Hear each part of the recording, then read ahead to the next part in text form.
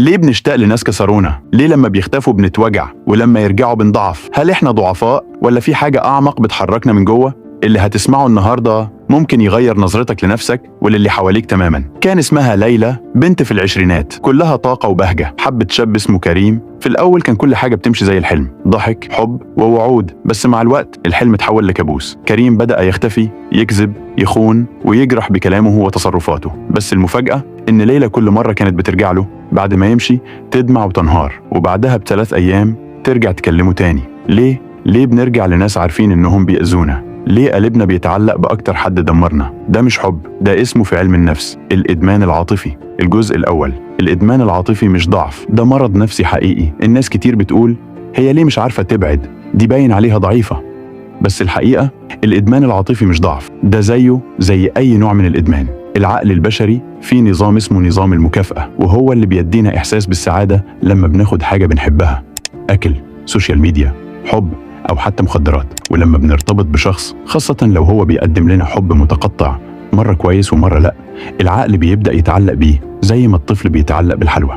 اللي بيحصل كل مرة الشخص ده بيظهر فجأة بعد ما يختفي، العقل بيفرز دوبامين بشكل جنوني، ودي نفس المادة اللي بيحس بيها مدمن المخدرات وهو بياخد جرعته. يعني اللي بيرجع للي آذاه مش مجنون، هو مدمن، بس مش مدمن مخدر، مدمن وجود الشخص ده. الجزء الثاني: ليه الإدمان العاطفي أصعب من أي نوع تاني؟ لأن في كل أنواع الإدمان بيكون الإدمان واضح، لكن في الإدمان العاطفي المادة اللي متعلق بيها اسمها بني آدم. بيضحك، يحضنك، يقولك أنا محتاجك، مش قادر أعيش من غيرك، وبعد كده يختفي أو يجرح أو يخون. فأنت بتدخل في حلقة من التعلق والصدمة والحرمان، وبتتكرر. ده اسمه في علم النفس دورة رابطة الصدمة.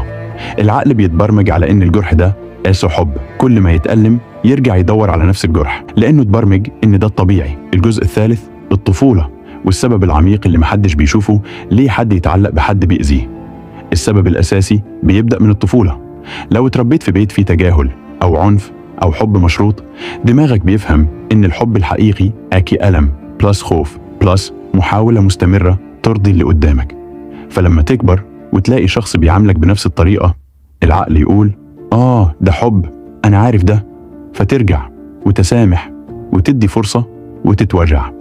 لحظة الصدمة، الحقيقة المرعبة، كل مرة بترجع فيها للي أذاك، أنت مش راجع له لأنه اتغير، أنت راجع له علشان الألم بالنسبة لك بقى مألوف.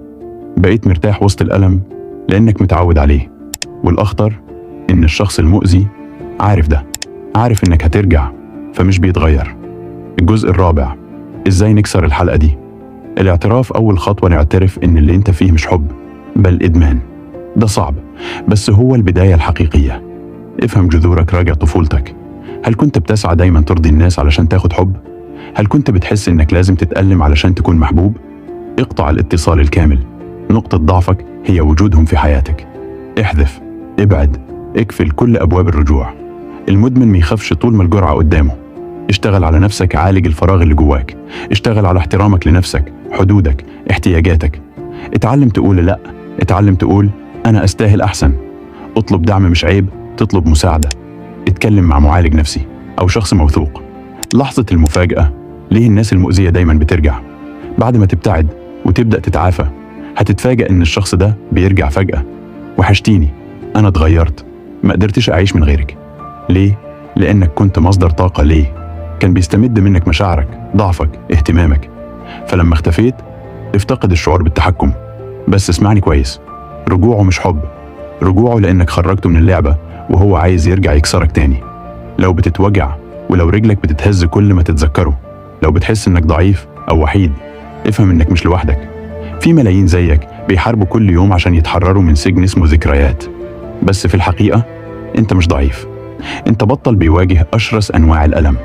ألم إنك تحب حد وتختار تسيبه علشان تحب نفسك أكتر. لو وصلت لحد هنا، اعرف إنك أقوى مما تتخيل. اكتب لي في التعليقات أنا أستحق حبا لا يوجعني، وخلي ده يكون أول وعد بينك وبين نفسك. لو الفيديو لمسك اعمله لايك واشترك في القناة وفعل الجرس علشان مع بعض نبدأ رحلة شفاء حقيقية.